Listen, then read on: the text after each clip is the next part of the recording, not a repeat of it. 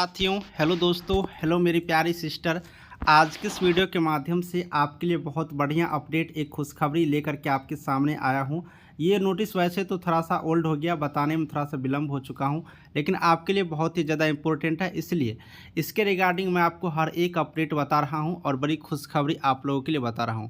ये नोटिस आप लोग देख पाएंगे, पटना दिनांक 18 अक्टूबर 2023 के डेट में ही रिलीज किया गया है और स्वास्थ्य विभाग बिहार सरकार की तरफ से जानकारी दिया गया है। ठीक है साथियों, इस नोटिस में एएनएम के लिए खुशखबरी है। अब एएनएम के लिए क्या खुशखबरी है मैं आपको जानकारी दे दूं। ये यहाँ पर आप लोग देख सकते हैं, सेवा में सभी असैनिक शल्य चिकित्सक सह मुख्य चिकित्सा पदाधिकारी बिहार पटना, यानी जितने भी सिविल सर्जन सर है, जितने भी चिकित्सा यहाँ पर चिकित्सा ऑफिसर है, सभी को ये, सभी जिलों के सिविल सर्जन, सभी चिकित्सा ऑफिसर, सभी को ये लिखे गए हैं। ठीक है, सभी मेडिकल ऑफिसर, सिविल सर्जन सभी को लिखे गए हैं। ये लिख रहे हैं कि विषय में कि जितने भी एएनएम हैं, ठीक है, जितने भी एएनएम हैं, संवर्ग का औपबंधिक वरीयता सूची प्रकाशन के संबंध में।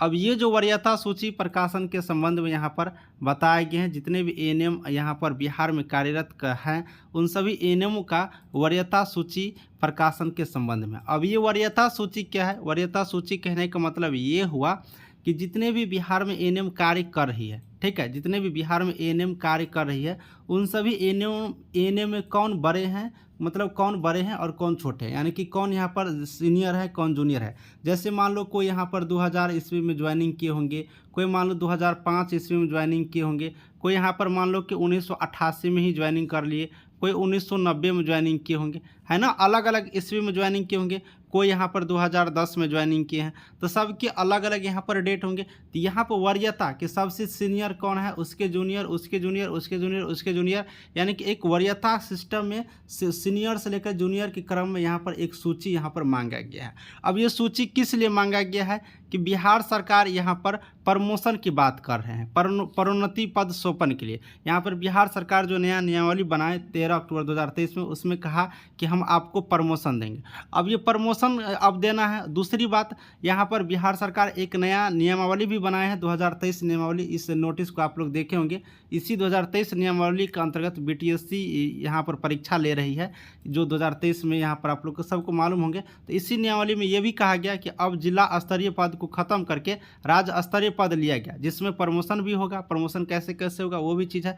तो सभी एएनएम का यहाँ पर सभी जिलों से अपना औपबंधिक सूची प्रकाशित करने के लिए कहा गया है, 24 घंटे के अंदर यहाँ पर मांगा गया है, और इन सभी को अब प्रमोशन दिए जाएंगे। तो बहुत बड़ी खबर है, बहुत अच्छी खबर है कि जो एएनएम पहले से कार्य कर रही है उन सभी को प्रमोशन मिलेंगे। अब आप लोग सोच रहे होंगे कि क्या संविदा एएनएम को प्रमोशन मिलेंगे, क्या संविदा एएनएम को प्रमोशन मिलेंगे?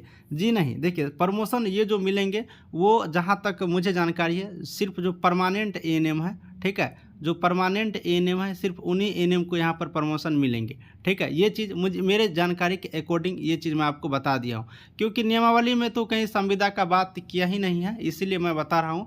ये प्रमोशन परमानेंट वाले को ही मिलेंगे, ये चीज़ आप लोग यहाँ पर समझ सकते हैं। ठीक है, बाकी कॉन्ट्रैक्ट वाला का जो सैलरी वगैरह का सिस्टम है, उस सैलरी में आपको बढ़ोतरी होंगे। ठीक है, बाकी ये सारा चीज़ है। तो आप लोग इस नियमावली में आप लोग देख लिए।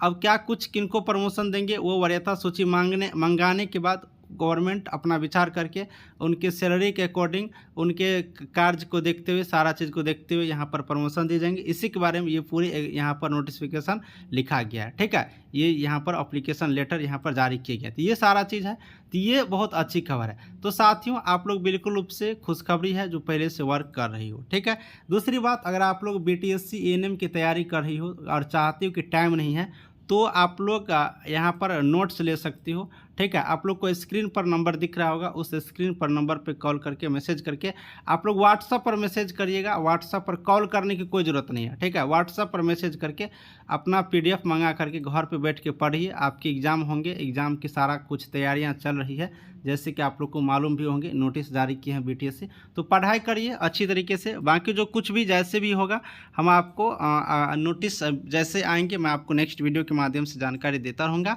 आज की इस वीडियो में प्यारी प्यारी सिस्टर इतना ही। सभी को दिल से थैंक यू।